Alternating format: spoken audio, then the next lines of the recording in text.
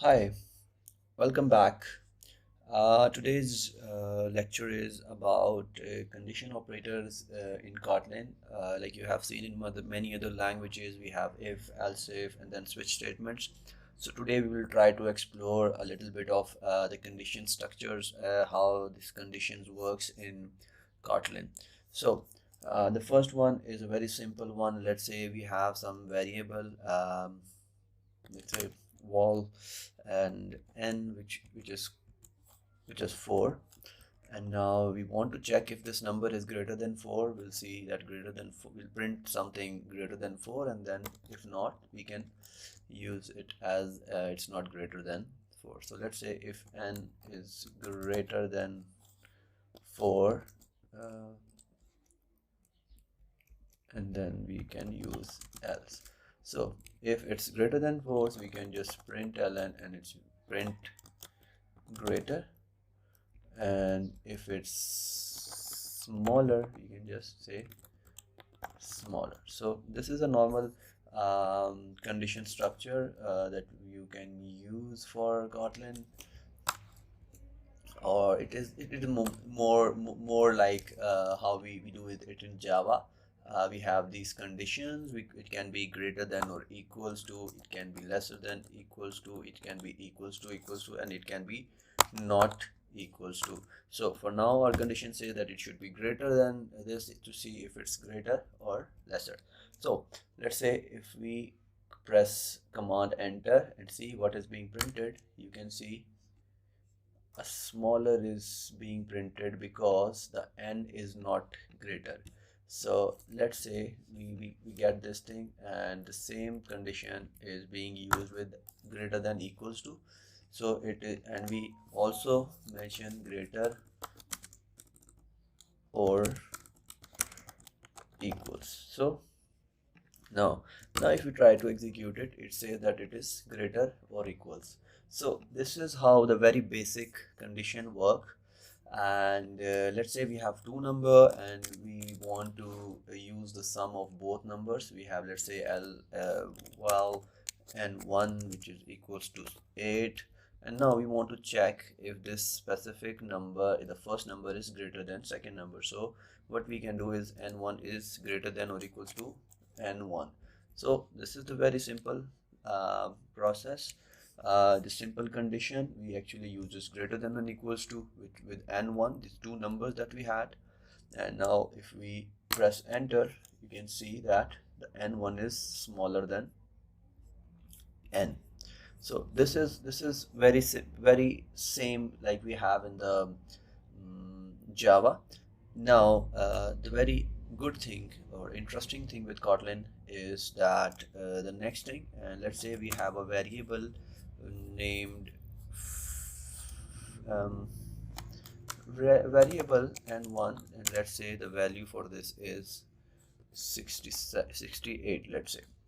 Now what we can do with if in Kotlin, that we can use ranges as well. Let's say we say n1 in 1, and then we have these two dots and specifying the maximum range. So it's just for like the minimum range and then this maximum range. So let's say we say that if this is inside this range, then what you can do is print and say let's say we just print that number. So if I execute it, we got this 68. Now let's say we used to have 100, the maximum number for this, and then we print enter.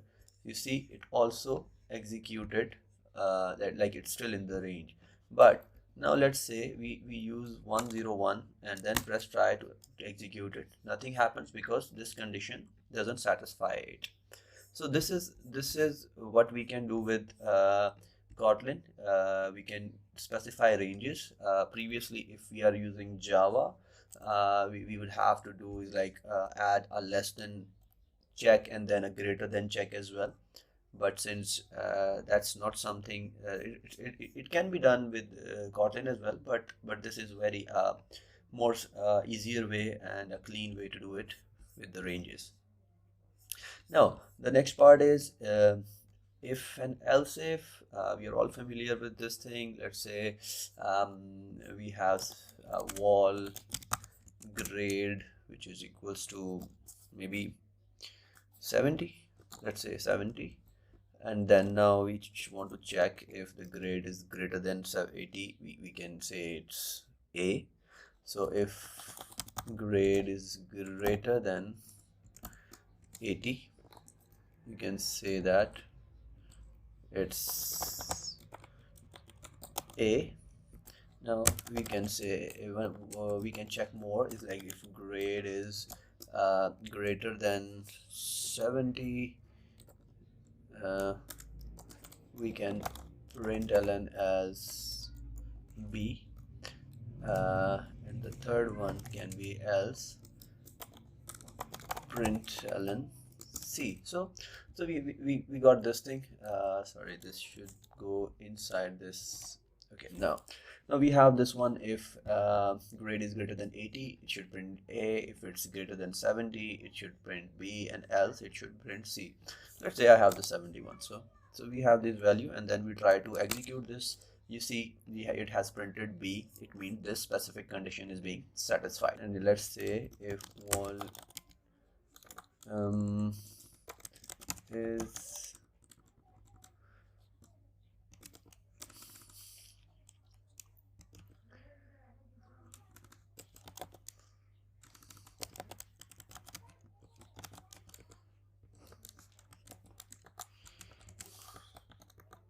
let's see, we have this thing, so we want to check for this as well. So if it's greater than this and it also, the user also passed previously, only then the grade will be assigned.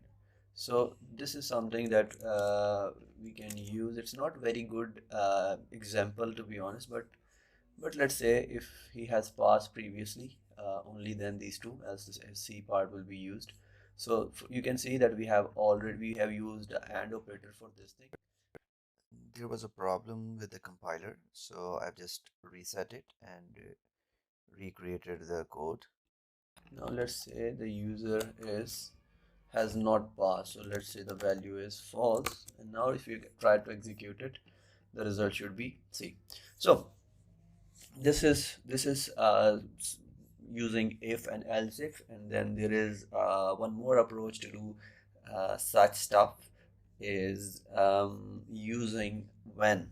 So basically normal other programming languages, we get to use switch statement, and for Kotlin you can use when. So let's say we are going to use the same example, and I'm gonna take let's say I'll just get rid of this thing. So we have this value grade as 71, and now I'll try to use a when for this. I'll just add a grade to this. Let's say if the grade is in from 0 to 69, maybe 70, then we do as fail, or maybe C. Then we say if it's inside 71 to 80, 79, maybe 80. Let's say if it's 80, then we'll print B, and the third one should be else, which means it should be greater than that.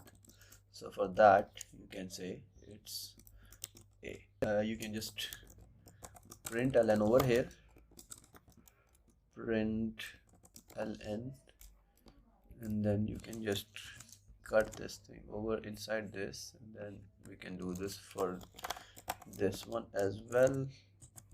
And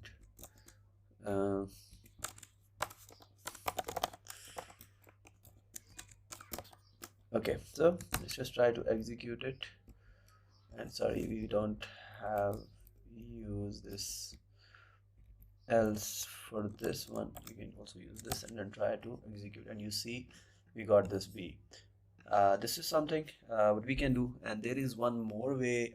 We can also assign the values of if, else if, or when to a variable. So let's say we have this one wall n, or maybe wall grade, which is equals to 71, and then we say wall n equals to when, and then grade, and then next thing is we can just copy all this stuff over here, and now we just get rid of this thing. So basically what we do is we assign the result of whatever the result is, and then it at the end what we do is we print the n variable. Now let's try to execute it, and you can see that this is also do the same thing that the upper part was doing. And then if you want to do the same thing with if and else if for Kotlin, you can also do this as over here as well. So what you need to do is you can assign the value to this, just get rid of this thing,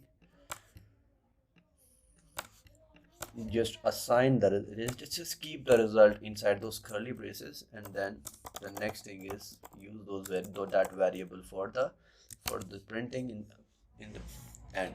So over here this is also the same stuff we did. We got this, and then we assigned the result of this whole condition to another variable, and then we printed out this. So this is how you can use conditions with Kotlin.